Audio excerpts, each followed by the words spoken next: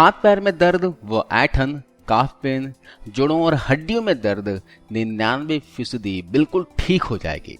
जी हाँ, मैं आपको इसका घरेलू इलाज बताने वाला हूँ, जिसको आप बिना किसी परेशानी से फॉलो कर सकते हैं। जब शरीर में न्यूट्रिशन की कमी होती है या हम बहुत ज्यादा मेहनत वाली काम कर लेते हैं, वर्कआउट कर लेते हैं, तो मसल्स में ऐंठन या फिर दर्द होता है।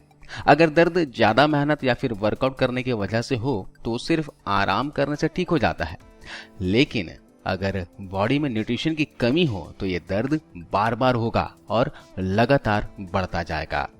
इसके अलावा शरीर में पानी की कमी, ज्यादा स्ट्रेस लेने और लाइफस्टाइल खराब होने, मतलब शरीर से काम ना लेना, दिन भर बैठे रहना, इस वजह से भी मांसपेशियां धीरे धीरे कमजोर हो जाती हैं। बॉडी पेन, हड्डियों और जोड़ों में दर्द होने लगता है। अगर आप इन सारी समस्याओं से फ्री होना चाहते हैं तो ध्यान से समझिए और बताए गए रेमेडी को, डाइट को फॉलो कीजिए। तो सबसे पहले हाइड्रेट रहें। डिहाइड्रेशन की वजह से मांसपेशियों में ऐंठन और दर्द हो सकता है। दूसरी बात, मिनरल्स की कमी ना होने दें, जैसे कैल्शियम, पोटेशियम और मैग्नीशियम। इसी कमी की वजह से भी मांसपेशियों में ऐंठन या फिर अचानक दर्द होता है। 90% लोगों को दर्द मिनरल्स की कमी और विटामिन की कमी से ही होता है। इसलिए आपको अपने डाइट पर, अपने फूड्स पर ध्यान देना चाहिए और हेल्दी चीजें खानी चाहिए। आपको इस वीडियो में बताऊंगा कि आपको क्या क्या खाना चाहिए जिससे आपको बॉडी पेन और हड्डियों और जोड़ों में, काफ पेन में छुटकारा मिल सके। तो सबसे पहले आप आज से रोजाना 2 केले खाना शुरू कर दीजिए। जी हाँ, अच्छे पके वाले केले खाना शुरू कीजिए। केले को अगर आप 2 चम्मच शहद के साथ खाएंगे तो फायदा और भी जल्दी मिलेगा। दोस्तों, फल खाने का सही समय सुबह का होता है। सुबह खाने से डाइजेशन अच्छे से हो पाता है और बॉडी में न्यूट्रिशन का ऑब्जॉर्प्शन भी अच्छे से होता है। तो सुबह नाश्ता करने से पहले 2 केले के साथ 2 चम्मच शहद जरूर लीजिए। अगर आप डायबिटिक हैं तो आप केले या फिर शहद का सेवन ना करें। इसके अलावा आपको डाइट में ऐसी चीजों को रेगुलर शामिल करना होगा जिससे बॉडी में मिनरल्स और विटामिन की कमी जल्दी से जल्द पूरा हो सके। साथ ही शरीर में बढ़े हुए वात यानी वायु को कंट्रोल करें। दोस्तों, आयुर्वेद में बताया गया है कि शरीर में वात, पित्त, कफ कंट्रोल में रहे तो कोई भी बीमारी नहीं होगी। ये जो वात है, इसकी वजह से ही जोड़ों में, घुटनों में दर्द, बॉडी पेन और मांसपेशियों में दर्द होता है। आपको मैं ऐसी 3 चीजों के बारे में बताता हूं जिसका सेवन लगातार करना है। मैं आपको इसे खाने के सही तरीके के बारे में भी बताऊंगा। आप अपनी बॉडी के नेचर के हिसाब से, प्रकृति के हिसाब से आप इसे कंज्यूम कीजिए। तो सबसे पहली चीज है अलसी यानी कि फ्लैक्स सीड्स। दोस्तों, अलसी न्यूट्रिशन का खजाना है। इसमें सबसे खास है ओमेगा 3 फैटी एसिड। जी हाँ, जो हमारे बोन्स, मसल्स, आईज, हार्ट और स्किन के लिए बहुत ही आवश्यक तत्व होता है। इसके अलावा इसमें मैग्नीशियम, फास्फोरस, कॉपर, थायमिन पाए जाते हैं। इसमें लिग्निन्स पाया जाता है जो किसी भी फूड्स की तुलना में 800 गुना ज्यादा होता है। लिग्निन वैसे सभी पौधों में मौजूद होते हैं, लेकिन अलसी में बहुत मात्रा में पाया जाता है जो एंटीऑक्सीडेंट और फाइटोएस्ट्रोजन दोनों के रूप में कार्य करते हैं। अलसी के बीज से गठिया रोग, जोड़ों के दर्द, कमर दर्द, बॉडी पेन को ठीक करने में मदद मिलती है। इससे हड्डियां मजबूत होती हैं। ये बोन मैरो यानी कि अस्थि मज्जा को बढ़ाता है। इसके अलावा दूसरी चीज जो हम लेंगे वो है तिल। जी हाँ दोस्तों, तिल को तो आप कभी न कभी उपयोग जरूर किए होंगे। इसमें बाकी न्यूट्रिशन के अलावा कैल्शियम भरपूर मात्रा में होता है जिससे हड्डियां और जोड़ मजबूत होते हैं। साथ ही इसमें बाकी मिनरल्स जैसे मैग्नीशियम, आयरन और कॉपर काफी मात्रा में होते हैं जो हमारी सेहत के लिए बहुत ही जरूरी है। इसके साथ ही हम तीसरी चीज लेंगे, वह है हलीम के बीज। हलीम के बारे में शायद आप ना जानते हो। ये हलीम का बीज आपको किसी भी बड़ी ग्रोसरी शॉप में मिलेगा। आपको आसपास के किसी मॉल में मिल जाएगा या फिर सुपरमार्केट होता है वहां मिल जाएगा। अगर कहीं नहीं मिले तो आप इसे ऑनलाइन मंगवा लीजिएगा। ये ज्यादा महंगा भी नहीं होता। हलीम दोस्तों आयरन का रिच सोर्स है। सिर्फ 1 बड़ा चम्मच हलीम के बीज में 12 मिलीग्राम आयरन मिलते हैं। आपको बता दूं कि शरीर में मिनरल्स के अवशोषण को बढ़ाने के लिए आयरन के साथ साथ एक विटामिन की भी जरूरत होती है, वो है विटामिन सी। हलीम के बीज दोस्तों विटामिन सी का भी एक रिच सोर्स है। दोस्तों यहाँ एक बात और समझिए, एक एज के बाद खाए हुए खाने से पोषक तत्वों के अवशोषण की क्षमता, शरीर की जो कैपेसिटी होती है वो कम होते जाती है, कमजोर होते जाती है। तो यहाँ पर हलीम के बीज बॉडी को ज्यादा से ज्यादा विटामिन और मिनरल्स के ऑब्जॉर्प्शन में मदद करेगा। इसके अलावा भी हलीम के अपने बहुत से फायदे हैं। अगर आपको हलीम के फायदे जानने हैं तो आप कमेंट्स बॉक्स में जरूर लिखिए and please hit the like button. दोस्तों, हमें इन 3 बीजों का सेवन करना है। मैं यहाँ इसे लेने के 2 तरीके बताऊंगा, आप इनमें से किसी भी तरीके से डाइट में शामिल कर सकते हैं। तो यहाँ पर 1 टेबलस्पून अलसी लेना है, 1 टेबलस्पून तिल लेना है और 1 टेबलस्पून यहाँ पर हलीम के बीज लेने हैं। ये दोस्तों एक व्यक्ति के लिए है, एक इंसान के लिए है। रोज की डाइट में ये जाना चाहिए, ध्यान रखिएगा। हालांकि इसकी तासीर गर्म है, लेकिन आप इतने क्वांटिटी में ले सकते हैं। आइए अब जानते हैं कि शरीर के नेचर के हिसाब से इसे लेना कैसे है। दोस्तों, आप इन तीनों बीजों को मिक्स कर लीजिए और तवे में 2 मिनट धीमी आंच में भून लीजिए, ताकि इसके अंदर का जो मॉइस्चर है वो चला जाए और इसका डाइजेशन भी बेहतर तरीके से हो। अगर आपके शरीर में दर्द, जोड़ों में दर्द है, बॉडी पेन है, काफ पेन है, तो आप इसे सुबह के नाश्ते में लीजिए।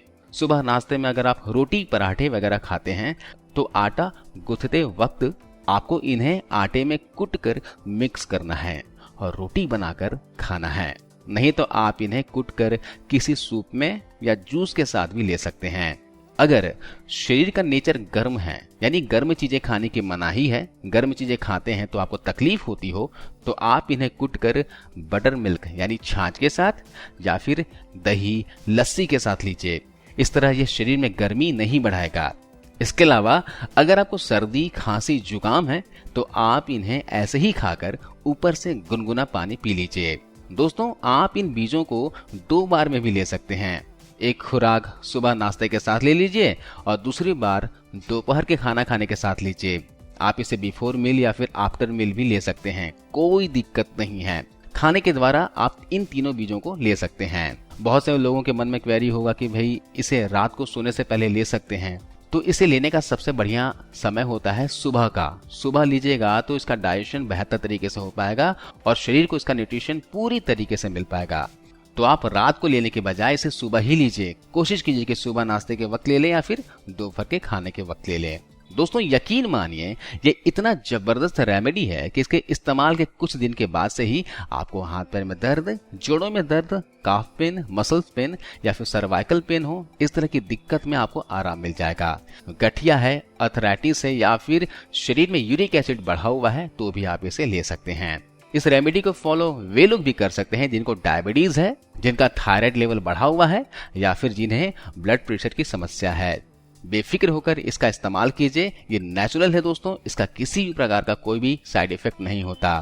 हालांकि क्वांटिटी का ध्यान दीजिएगा, जितनी क्वांटिटी आपको बताई गई है इतनी ही क्वांटिटी आपको इस्तेमाल में लाना है। इसके अलावा मैं आपको एक मसाज ऑयल के बारे में बताता हूँ। जी हाँ, दर्द खींचने वाले तेल के बारे में। इसे आप घर पर बनाकर रख लीजिए और जब भी दर्द हो आप इस तेल से मसाज कीजिए। खासकर रात को सोने से पहले इस तेल से मसाज कीजिएगा। इस तेल को तैयार करने के लिए आपको यहाँ पर चाहिए होगा आधा चम्मच मेथी का दाना, आधा चम्मच अजवाइन, 1 इंच अदरक का टुकड़ा, 4 लौंग और 4 लहसुन की कलियां। दोस्तों, ये सारी ही चीजें औषधीय गुणों से भरपूर होती है। साथ ही इसके अंदर दर्द को खींचने के गुण पाए जाते हैं। ये जो रेमेडी मैं आपको बता रहा हूँ दोस्तों, ये रेमेडी आज का नहीं है, ये हमारी दादी नानी द्वारा आजमाए हुए रेमेडी है। पहले के लोग इसी तरह से ही अपने हाथ पैर में दर्द, जोड़ों में दर्द का इलाज किया करते थे। तो हम आगे क्या करेंगे, लगभग 1 कटोरी के आसपास सरसों का तेल लेंगे। यहाँ पर 100 ml के आसपास सरसों का तेल लेना है और लौंग को छोड़कर इन सारी चीजों को एक साथ डाल देने हैं। ध्यान रखिएगा, लहसुन और अदरक के जो टुकड़े हैं उसे कूट लीजिएगा, है ना। इस तरह डालने के बाद गैस को लो फ्लेम में इसे पकने दीजिए। यहाँ पर लौंग को नहीं डालना है, लौंग को हम आखिरी में डालेंगे और कूट कर डालेंगे। इसे धीमी आंच में चलाते हुए पकने दीजिए। लगभग इसे 4 से 5 मिनट लगेगा। जब ये पक जाए, लहसुन की कलियां ब्राउन पड़ जाए तो आप गैस को ऑफ कर दीजिए। अब इसमें डाल दीजिए कूटे हुए लौंग को और इसे ठंडा होने के लिए कुछ देर के लिए छोड़ दीजिए। जब ये ठंडा हो जाए तो आप इसे किसी भी कांच के शीशी में भर कर रख लीजिए। आप चाहे तो इसे छान कर रखिए या फिर बगैर छाने भी आप शीशी में भर कर रख सकते हैं। देखिए यहाँ पर मैंने छान कर शीशी में रख लिया है। अब इस तेल से आपको मसाज करने हैं। अगर सर्वाइकल पेन हो या फिर काफ पेन हो, तलुओं में दर्द देता हो, जोड़ों में दर्द देता हो, घुटनों में दर्द देता हो, रात को नींद नहीं आती हो दर्द की वजह से, तो आप क्या कीजिएगा, सोने से पहले तेल को हथेली में लीजिएगा और हथेलियों को रगड़िएगा ताकि तेल में गर्माहट आ जाए, और इस तेल से पैरों की और तलों की मसाज कीजिए। जहां भी दर्द हो रहा है वहां पर मसाज कीजिए। दोस्तों, मसाज जब आप इस तेल से करेंगे तो आपको बहुत ही आराम फील होगा, दर्द कम होता जाएगा, और रेगुलर इस तेल से मसाज करने से दर्द भी खत्म हो जाएगा। तो दोस्तों, हम बॉडी पेन, जोड़ों में दर्द, घुटनों में दर्द, काफ पेन, हाथ पैर में दर्द का इलाज 2 तरीकों से करेंगे। पहले डाइट के जरिए, जो मैंने आपको पहले बताया, अलसे, तिल और हलीम के साथ। दूसरा मैंने बताया कि रोजाना आपको 2 केला खाना है शहद के साथ। और तीसरा इलाज बताया मैंने आपको ये पेन किलर ऑयल के बारे में। इसके अलावा अगर आप चाहते हो कि कभी भी शरीर में कोई भी तकलीफ ना आए, तो डॉक्टर से बात कर मल्टीविटामिन की टैबलेट लेना शुरू कर दीजिए। जी हाँ, मैं इसलिए ऐसा कह रहा हूँ कि आजकल के खाने में वो पोषक तत्व नहीं रहे जो पहले के जमाने के लोगों को मिला करते थे। आजकल खेती भी केमिकल के थ्रू होता है, तो खाने की चीजों में वो पोषक तत्व नहीं मिल पाता है। तो अगर आप 30 साल के हो या फिर 30 साल से ज्यादा उम्र है आपकी, तो जरूर आप किसी अच्छी कंपनी का मल्टीविटामिन की टैबलेट लेना शुरू कर दीजिए। ध्यान दीजिएगा कि मल्टीविटामिन भी आपको नेचुरल वाले ही लेने हैं। बाजार में मेडिकल वाला मल्टीविटामिन मिलता है, उसे नहीं लेना है।